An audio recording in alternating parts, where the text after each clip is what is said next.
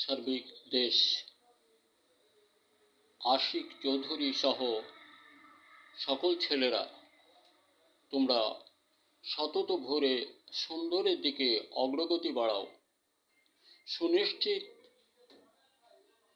সুন্দর মনের মানুষ তোমাদের জন্য সহযোগ দেবে, দোয়া করবে এবং তোমরা এ জাতির মেরুদণ্ড হতে পারবে বলে আমি ধারণা প্রকাশ করি।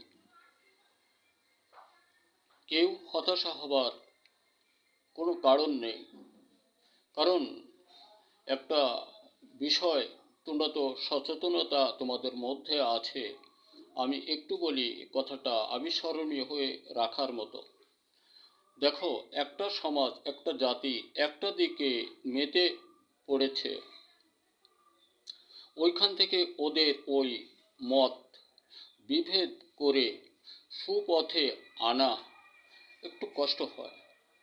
আর এই কষ্টটুকু স্বীকার করে পথে না চলতে পারলেও ওদেরকে সপক্ষে আনা যাবে না, কারণ ওরা যে পথেই মেতে উঠেছে বা মেতে আছে, বিভিন্ন লাইনে, কেউ নেশা, বিভিন্ন অর্থ, বিভিন্নভাবে ওরা ধীরে ধীরে সকলেই বুঝতে পারতেছে যে আসলে আমরা অন্যায় পথে আছি।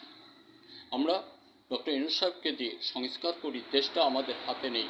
আমরা একসময় দেশের মেরুদণ্ড হব, আমাদের হাতেই এ দেশ একসময় সুন্দরভাবে চলবে।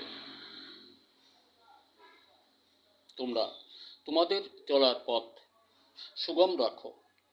হয়তো অনেকে অনেক কথা বলবে, কান না দিয়ে তুমি দেখো একনিষ্ঠা যে কথা, যে কাজে দেশ উন্নয়ন হবে, ওদিকে অগ্রগতি বাড়াও। কারণ অনেক মানুষ অনেক মন, এই প্রবাদগুলো তোমাদের জানা আছে। এজন্য অনেক সময় সকল যুক্তি বুদ্ধি বা সকল কথা কর্ণপাত করতে হবে, তবে হৃদয়ঙ্গম করবে না, ওকে সুযোগ দেবে না। এই যে একটা কথা জানা যায়, বিশ্বের বৃহৎ মিথ্যাবাদী দেশ ভারত। এই কথাগুলো কিন্তু অত্যন্ত বাস্তবতা, তা না হলে জরিপে এটা বের হতো না। এজন্য এরকম মিথ্যা আচরণ আমরা করব না, যে কারণে ওদের ফলাফল অত্যন্ত অত্যন্ত ভয়াবহ, গুরুত্বপূর্ণ ভয়াবহ। ও বেটা নরেন্দ্র কিছু বুঝতেছে না, বুঝতে পারবে যখন সেদিন অত্যন্ত সন্নিকটে। আর একটা কথা, বিশ্ব যে যে দেশ বা যে জাতি একটা ধর্মের উপর অত্যাচার করে, ধর্ষণ করে, এদের পতন হয়ে যায়, খুব শীঘ্রই হয়ে যায়, এটা বিধান। সে যে জাতি যে ধর্মের উপরেই অত্যাচার করুক না কেন, কারণ ধর্ম তো অন্যায় করে নাই, ইজ্জত সম্মান তো অন্যায় করে নাই, সেগুলি ক্ষুণ্ণ করতে হবে। এরা ওই দিকের মানুষ, এই জন্য ওদের এখন দেখা যায় ছবির উপরে লাথি ঝাঁটা পিটাচ্ছে, বাচ্চারা, বৃদ্ধরা, বড়রা, সকলেই। নরেন্দ্র খান শুধু মসজিদ ভাঙে নাই, মানুষ মারে নাই, ও মন্দির ভাঙছে 7,000, কাজে কাজে 700, কাজে কাজে ওর কথা বাদ, আমরা আমাদের দিকে থাকি।